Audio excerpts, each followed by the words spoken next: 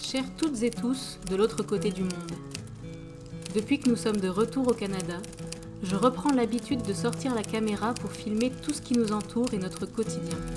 J'en profite donc pour vous raconter en images notre vie ici.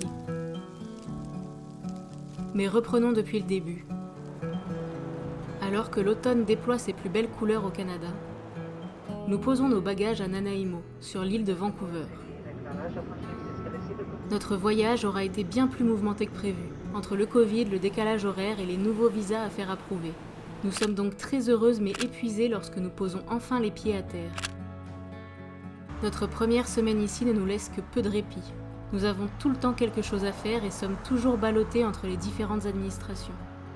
Le temps passe ainsi à toute vitesse et nous ne découvrons la ville que depuis les vitres des bus.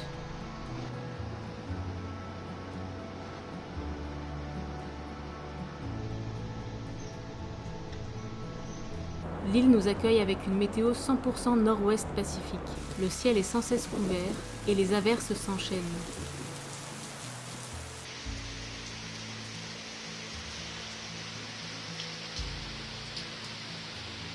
Peu à peu cependant, le soleil perce les nuages. La côte rocheuse de la Colombie-Britannique, qui nous avait déjà beaucoup plu lors de notre traversée du Canada en 2019, nous ravit toujours autant. Et les nombreux parcs qui jalonnent Nanaimo offrent de belles promenades sous le soleil couchant.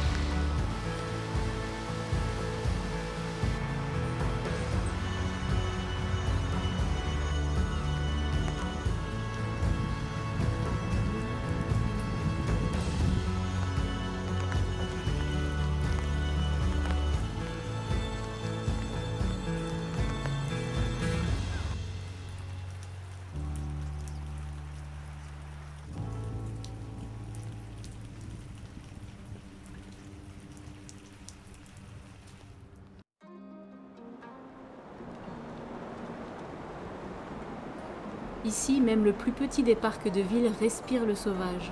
On trouve partout des halos de verdure où poussent des fougères et des arbres centenaires. Les torrents dégringolent jusqu'aux plages de la baie de Nanaimo en de grandes cascades.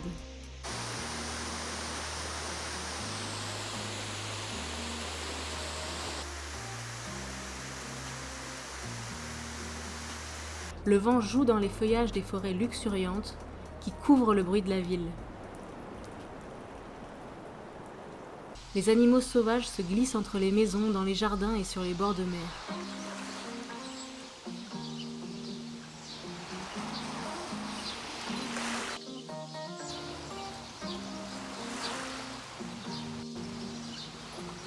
Il suffit donc de quelques pas pour échapper à la civilisation et se retrouver en pleine nature. Nous devinons déjà que nous allons nous plaire ici.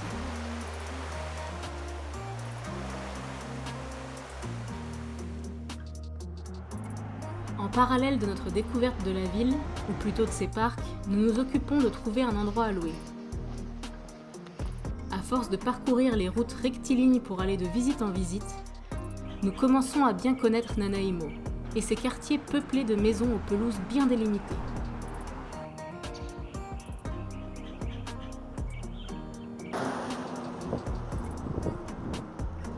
Après quelques semaines de recherche, nous finissons par trouver l'endroit idéal. Une toute petite maison, certes, mais proche de toutes les commodités et à 15 minutes à pied de l'école où travaille Marie. C'est 3 pièces à peine, mais cela nous suffit amplement. D'autant plus que le jardin est parfait. Assez grand, il est encadré par une haie et de hauts arbres qui coupent le vent et le bruit. Le potager est en friche et nous y passons beaucoup de temps pour le remettre en état. La maison est aussi peuplée de petits animaux.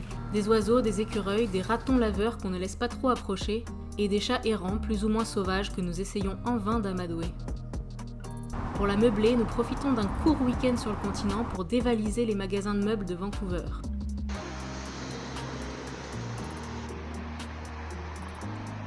C'est aussi l'occasion rêvée de prendre le ferry et d'observer notre ville d'adoption depuis le détroit.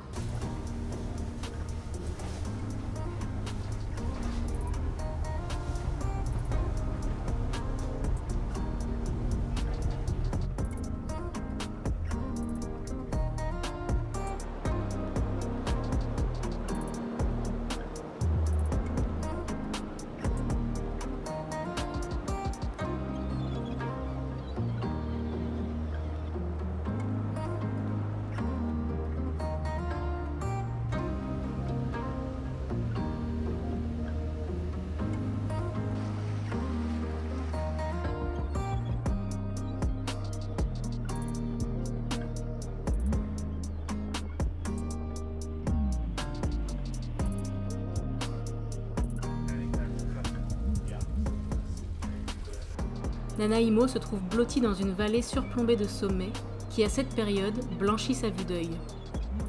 C'est beau et nous avons hâte de parcourir tous ces reliefs.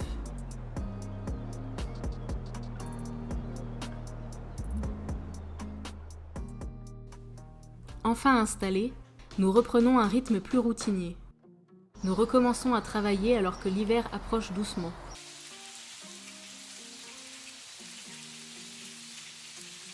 La pluie refait son apparition dans nos vies. Cette fois, c'est impressionnant, et ça touche toute la province. Cette résidente d'Abbotsford devra prendre un bateau si elle veut retourner chez elle. Sa maison, comme bien d'autres ici, est pratiquement submergée. Les pompes ne réussissent pas encore à évacuer l'eau. Sur l'île, heureusement, les inondations sont rares.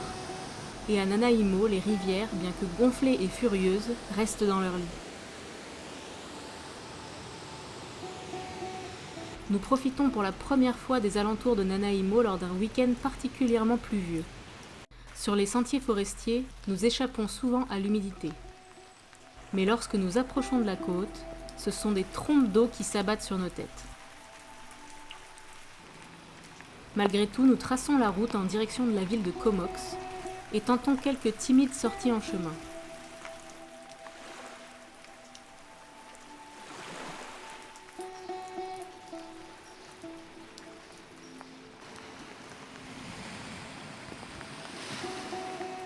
Alors que nous atteignons enfin les abords de la ville, une éclaircie illumine la vallée et vient sécher les longues plages de sable de Comox. Nous en profitons enfin pour étirer nos jambes et marcher le long d'une anse où nagent les phoques.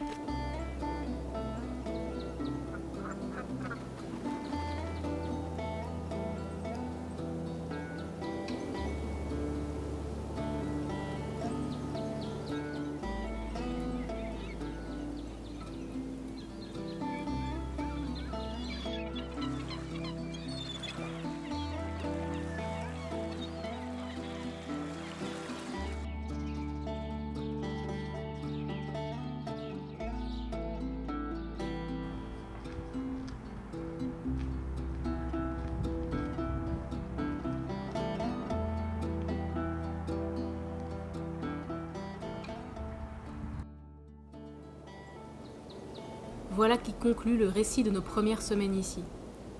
Avec les températures qui refroidissent mais qui restent très douces, le paysage change lentement. Le brouillard du matin donne une ambiance surréaliste à notre quartier.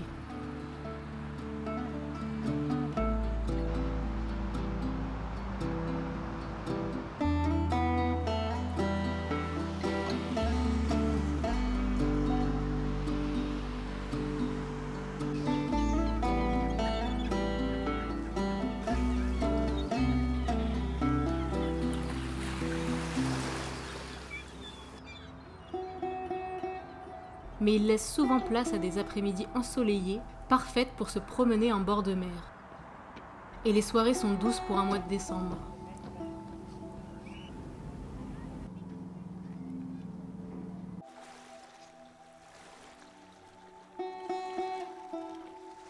Pour le moment, nous n'avons eu qu'une journée de neige, bien vite suivie par un agréable redoux.